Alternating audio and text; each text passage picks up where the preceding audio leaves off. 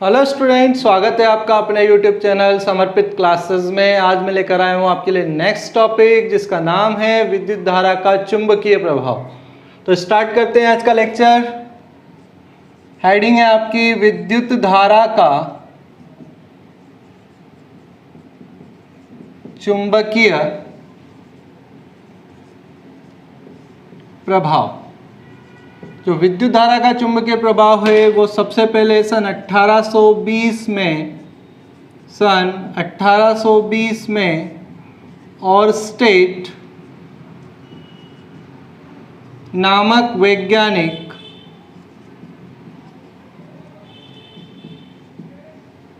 ने दिया, इसलिए इसे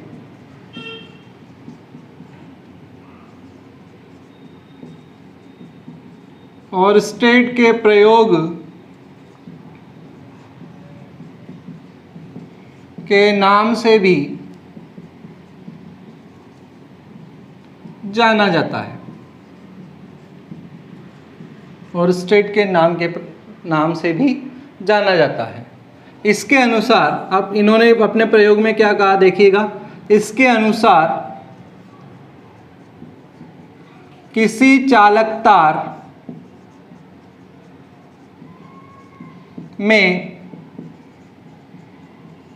लगातार विद्युत धारा प्रवाहित की जाए तो उसके चारों ओर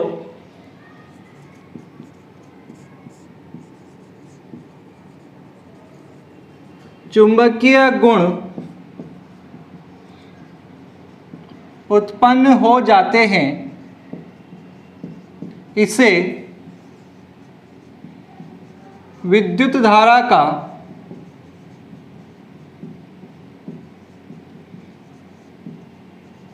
चुंबकीय प्रभाव कहा जाता है। तो स्टूडेंट, अगर आपसे पूछा जाए कि विद्युत धारा का चुंबकीय प्रभाव किसे कहते हैं तो आप लिखेंगे सन 1820 में ऑरस्टेड नामक वैज्ञानिक द्वारा बताया गया कि किसी चालक तार में लगातार विद्युत धारा प्रवाहित की जाती है तो उसके चारों ओर चुंबकीय गुण उत्पन्न हो जाते हैं और इसी प्रभाव को विद्युत धारा का चुंबकीय प्रभाव कहते हैं। सन 1820 में ऑरस्टेड वैज्ञानिक ने विद्युत धारा के चुंबकीय प्रभाव को प्रयोग द्वारा समझाया। इसके अनुसार किसी चालक तार में लगातार विद्युत धारा प्रवाहित की जाती है तो चालक तार के चारों ओर चुंबकीय गुण उत्पन्न हो जाते हैं। इस गुण को या इस प्रभाव को विद्युत धारा का चुंबकीय प्रभाव कहते हैं। अब देखिएगा इन्होंने प्रयोगों में क्या बताया, आपको डायग्राम बनाते हैं, इसे लिख लीजिएगा।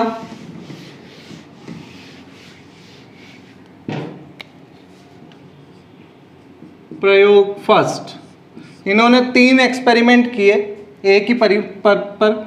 सबसे पहले इन्होंने एक सेल लिया, एक कुंजी ली और एक धारा नियंत्रक जिसे इंग्लिश में रियोस्टेट कहते हैं, और इसी वजह से इसका जो सिंबल है वो RH होता है, इसका K, और सेल को डिनोट करते हैं E से। आपको मैंने पहले ही बताया था जो सेल में बड़ा वाला सिरा होता है या बड़ा जो मुंह होता है या बड़ा टर्मिनल होता है उसको पॉजिटिव से और छोटे टर्मिनल को नेगेटिव से डिनोट करते हैं। इन दोनों के बीच में इसने एक तार PQ को कनेक्ट किया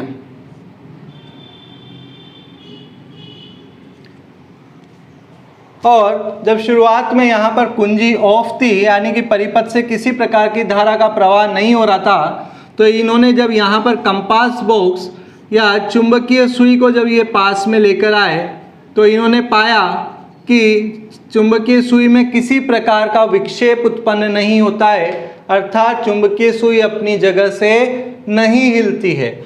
तो इन्होंने देखा कि चुंबकीय सुई अगर अपनी जगह से नहीं हिली है यानी कि यहाँ पर किसी प्रकार का चुंबकीय गुण नहीं है, क्योंकि परिपथ में विद्युत धारा का प्रवाह भी नहीं हो रहा था।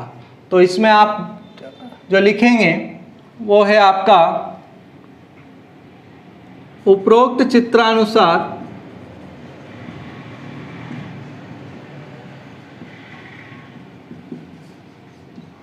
किसी उपरोक्त चित्रानुसार जब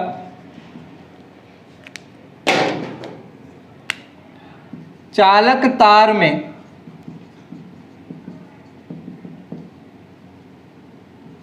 धारा का प्रवाह नहीं होता है तो चालक के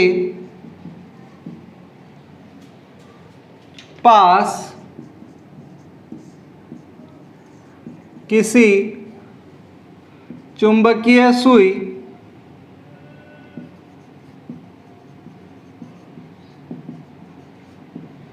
को ले जाने पर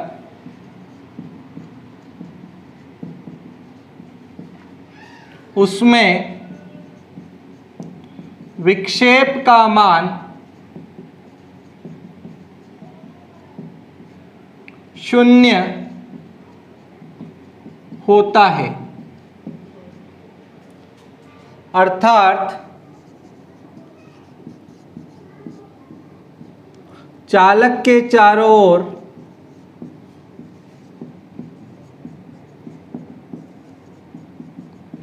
कोई चुंबकीय क्षेत्र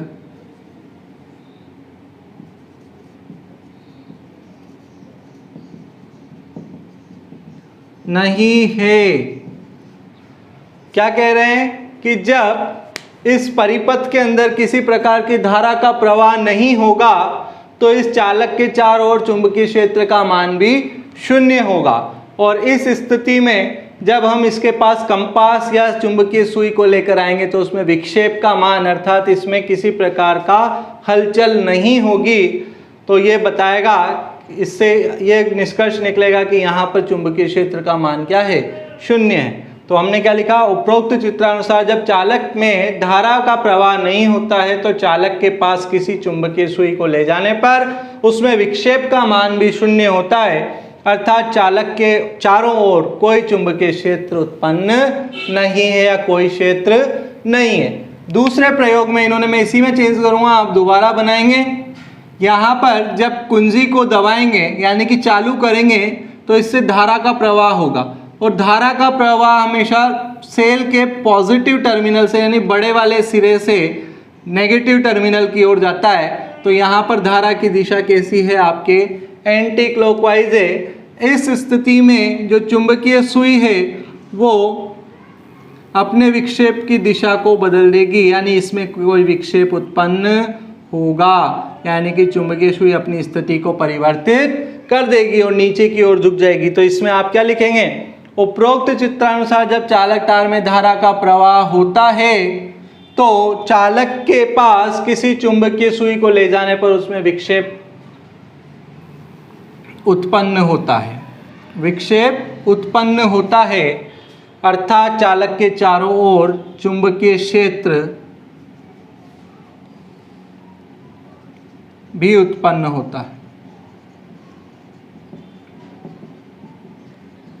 तो बात समझ में आई कि जब धारा का प्रवाह होगा तो इस चालक के चारों ओर चुंबकीय क्षेत्र उत्पन्न होगा। चुंबकीय क्षेत्र उत्पन्न होने की वजह से जब इसके पास कंपास या चुंबकीय सुई को लेकर जाएंगे तो उसमें भी विक्षेप का मान आएगा यानी विक्षेप उत्पन्न होगा। इसे आपको सेकंड प्रयोग में लिखना है। थर्ड प्रयोग में इन्होंने यहाँ पर सेल की पोजीशन को चेंज किया, अर्थात जहाँ पर प्लस था वहाँ माइनस और जहाँ माइनस था वहाँ पर प्लस हो जाएगा। इस वजह से चित्र में धारा की दिशा का मान भी परिवर्तित हो जाएगा। धारा हमेशा प्लस से निकलती है तो इस तरह से जाएगी यानी कि यहाँ पर धारा का मान क्लॉकवाइज डायरेक्शन में हो जाएगा। तो विक्षेप आपको पुराने वाले के विपरीत दिशा में, पहले नीचे की ओर था, इस बार ऊपर की ओर प्राप्त होगा। तो हम क्या लिखेंगे, उपरोक्त चित्रानुसार जब चालक तार में धारा का प्रवाह होता है तो चालक के पास चुंबकीय सुई को ले जाने पर उसमें विक्षेप विपरीत दिशा में उत्पन्न होता है।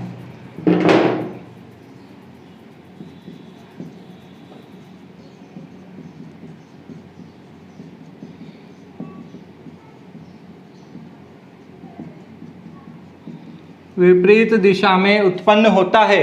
अर्थात चालक के चारों ओर चुंबकीय क्षेत्र भी उत्पन्न होता है। यानी कि धारा की दिशा बदलने पर विक्षेप की दिशा बदल जाती है। और इसी के साथ उन्होंने एक निष्कर्ष दिया कि अगर धारा के मान को बढ़ा दिया जाए तो चुंबकीय क्षेत्र के मान में भी वृद्धि होती है। तीनों तो आप यहाँ पर लिखेंगे, पहले प्रयोग में पहला जो मैंने लिखाया वो, दूसरा और फिर ये लास्ट आपका तीसरा। इसमें धारा की दिशा बदली है सेल की पोजीशन को चेंज करके। इसके बाद निष्कर्ष आपको लिखना है, तो निष्कर्ष में क्या लिखेंगे,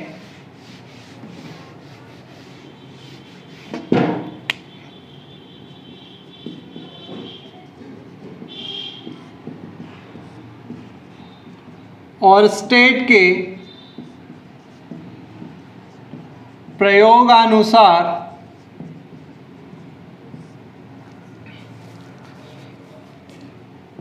किसी चालक तार में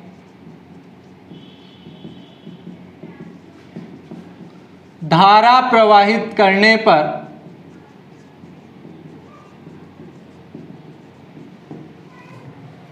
उसके चारों ओर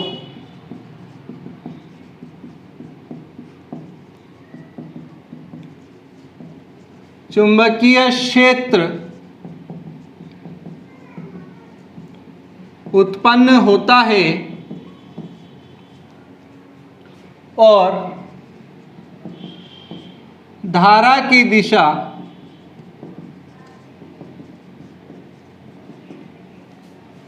बदलने पर विक्षेप भी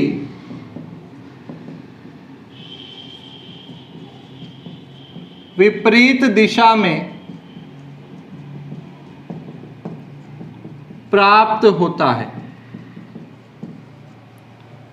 तथा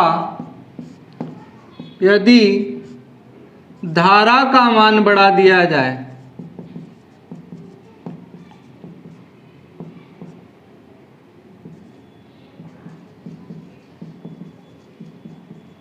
तो विक्षेप का मान भी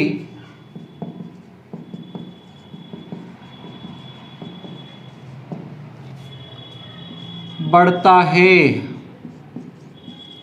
तो आप देखिए, ओरस्टेड ने अपने निष्कर्ष में क्या बताया कि इनके प्रयोगानुसार किसी चालक तार में धारा प्रवाहित की जाती है तो उसके चारों ओर चुंबकीय क्षेत्र उत्पन्न होता है, जो हमने कंपास या चुंबकीय सुई को उसके पास में लाकर प्रूफ कर दिया। क्योंकि विक्षेप तभी उत्पन्न होगा जब कंपास को किसी चुंबकीय क्षेत्र में रखा जाएगा, और जब चुंबकीय क्षेत्र को उस चालक तार PQ के बीच में लेकर आए थे या उसके पास में लेकर आए थे तो उसमें विक्षेप उत्पन्न हुआ था। ये इस बात को सिद्ध कर रहा है कि चालक तार में धारा प्रवाहित की जाती है तो चुंबकीय क्षेत्र उत्पन्न होता है। इसके साथ साथ जब हमने धारा की दिशा को बदला, थर्ड प्रयोग के अंदर, तीसरे प्रयोग के अंदर जब धारा की दिशा को विपरीत किया तो विक्षेप की दिशा भी पहले वाले विक्षेप के विपरीत आई थी। यानी कि धारा की दिशा बदलने पर विक्षेप का मान भी क्या हो जाता है, विपरीत हो जाता है या परिवर्तित हो जाता है। इसके साथ साथ अगर हम धारा का मान बढ़ा दें तो विक्षेप का मान भी क्या होगा, हमें अधिक प्राप्त होगा। तो स्टूडेंट्स, आई होप आपको समझ में आया होगा। इस लेक्चर को नोट करें, बने रहें समर्पित क्लासेस के साथ। सभी वीडियोस को लाइक करें और ज़्यादा से ज़्यादा शेयर करें, चैनल को सब्सक्राइब करें। थैंक यू, धन्यवाद।